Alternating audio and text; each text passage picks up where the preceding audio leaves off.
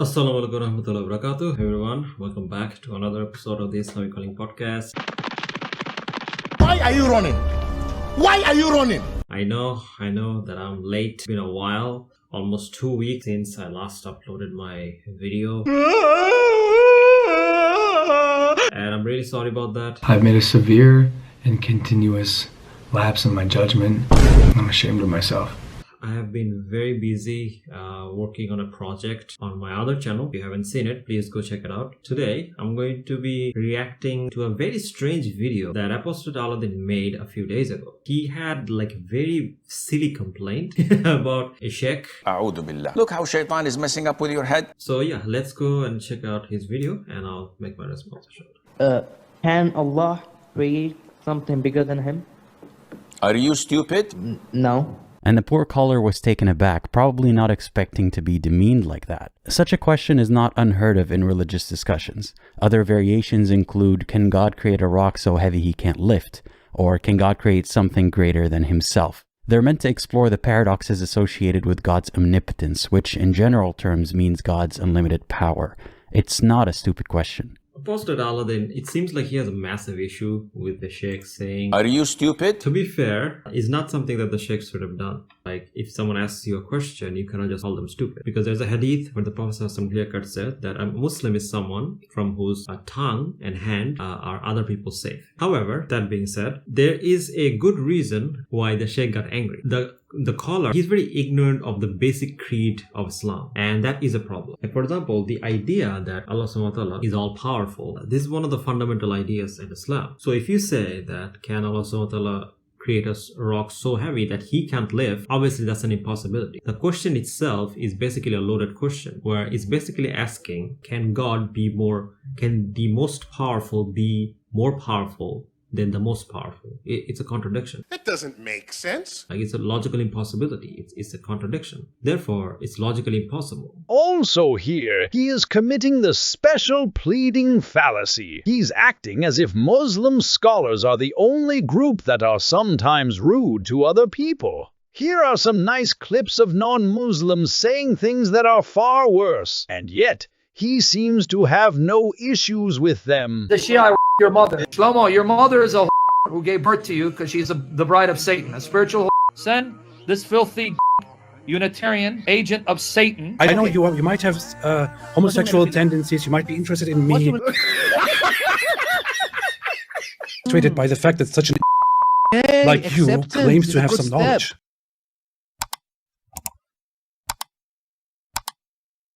When you hear platitudes like Islam encourages thinking and questioning, remember clips like these, because this isn't an isolated incident. Such a hostile attitude is common in Muslim communities. He says that, this is the typical behavior of Muslims, You are so rude. based on this one clip, he's making a whole judgment on a whole community of academics. Because I've watched Sheikh Asim al-Hakim, and sometimes he does give some funny answers, but sometimes he does give very thoughtful and interesting answers. If you have nothing left, then there is always the dua. So when someone comes and tells you that he has poverty, that he has problems, that he has illnesses, and you show how grieved you are by his calamities, when you raise your hands, or even without raising your hands, he feels relieved because he feels that you are participating in solving his problems. So this is a very bad misrepresentation of Sheikh Asim al-Hakim. Because when you say Allah Azza wa Jal is the biggest in this universe. Correction, Sheikh. I think that Allah is supposed to be bigger than the universe, so how could he be the biggest in the universe and be contained by it? Stop it. And then he completely strawmans the Sheikh, and then he accidentally adds the word in the universe, which is not what he meant to say. And he's a Salafi, by the way. He definitely doesn't believe that Allah is contained in the universe. That was a mistake. He takes this mistake and acts as if like this is the Sheikh's position, when in reality he never said this is his position. And that Allah is above all, and Allah is in the height. In Arabic we say fis sama. Fis sama does not mean in the heavens, because nothing can surround Allah Azza wa Jal. But it means Allah is in the height. Allah is above and high over everything. It's just false. That's not his position. Like, he's a Salafi. He doesn't believe that Allah subhanahu wa ta'ala is contained by the universe. Of course, he ascribes questioning and thinking to shaytan, the devil. Look how shaytan is messing up with your head. Despite Allah having more power than shaytan, he's used as a convenient scapegoat for the evil in the world and as a way to dismiss critical thoughts as devil's whispers. And your susceptibility to the devil is a point of shame because it means you're not faithful enough. You're not a good Muslim. Which is a straw man. That's not what he's saying. He's saying that as a part of faith, we believe that shaitan often whispers to people, right? Like shaitan can encourage people to do bad things. That doesn't mean that shaitan is responsible for those bad things. It just meant that they're encouraging it. The reason the Sheikh is saying that is because if you don't know nothing about Islam, and then you start questioning every single thing about Islam, even though you don't know much about it, then that is a problem. You're ignorant of these things. So I'm going to speak and you're not going to understand. This idea, like the questions that the questionnaire is asking, if he knew about basic Aqidah, I don't think he would be asking these questions. So can Allah create another God? No, because God is not created. Then Allah Azza wa Jal is unable to do. These are impossibilities. Allah's ability, Azza wa Jal, is over everything that is possible. The impossible cannot be. That is news to me, because I was always told that Allah can make the impossible possible, and now I'm learning that He's limited to the realm of possibility, but that undermines Allah's paradoxical attributes, like being the most vengeful, the most fair, and also the most merciful simultaneously.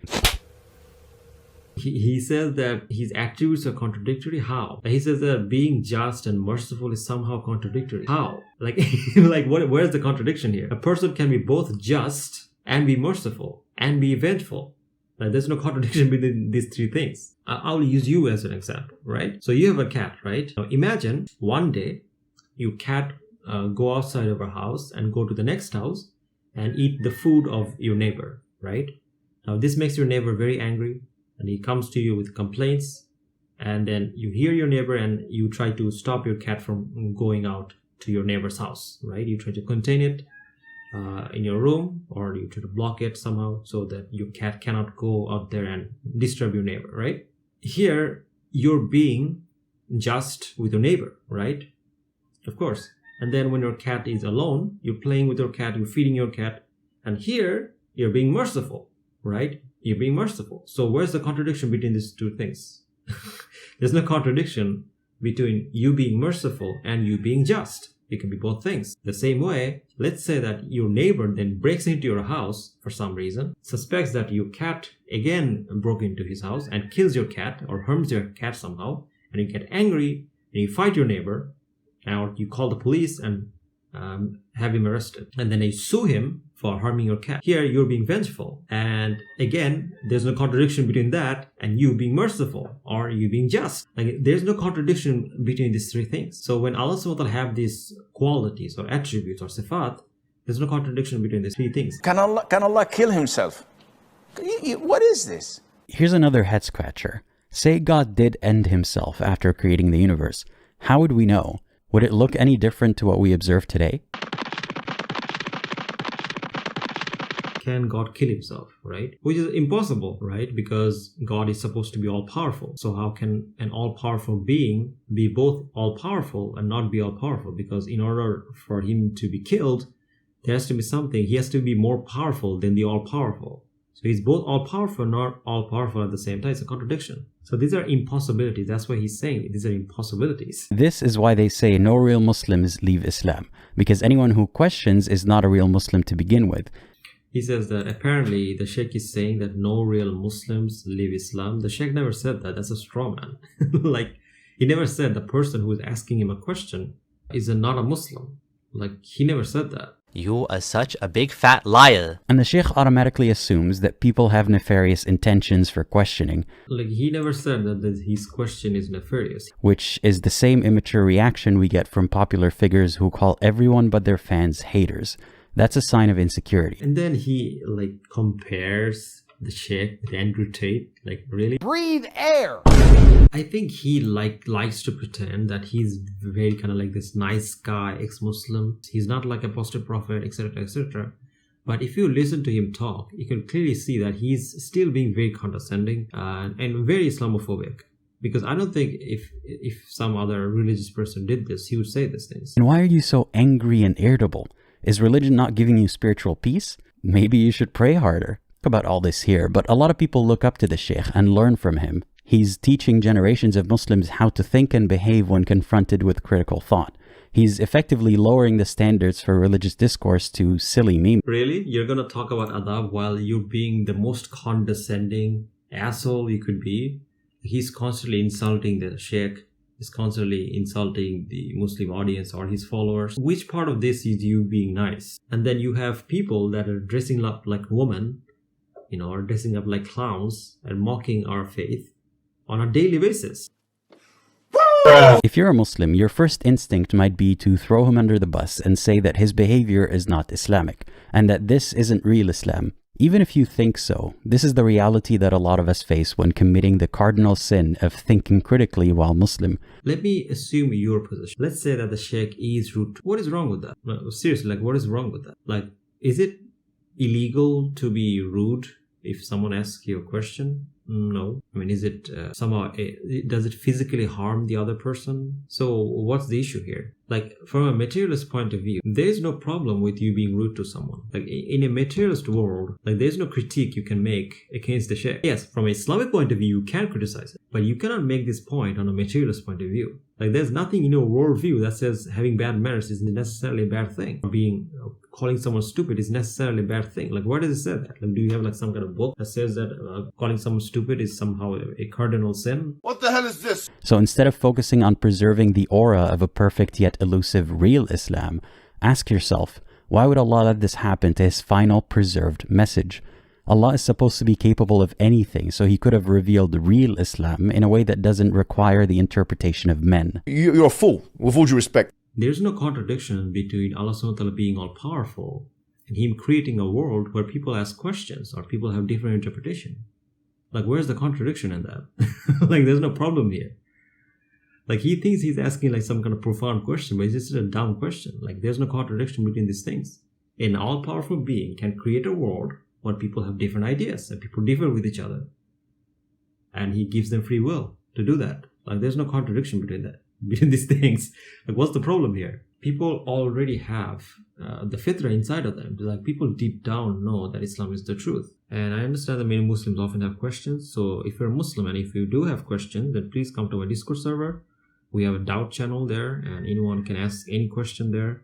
And there's a lot of brothers there that would happily answer your questions. I will happily answer your question if I'm available. Thank you guys for watching. If you guys like the video, like, share, subscribe. And inshallah, if you want to support me, you can support by becoming a Patreon or YouTube member. Inshallah, see you guys next time. Inshallah,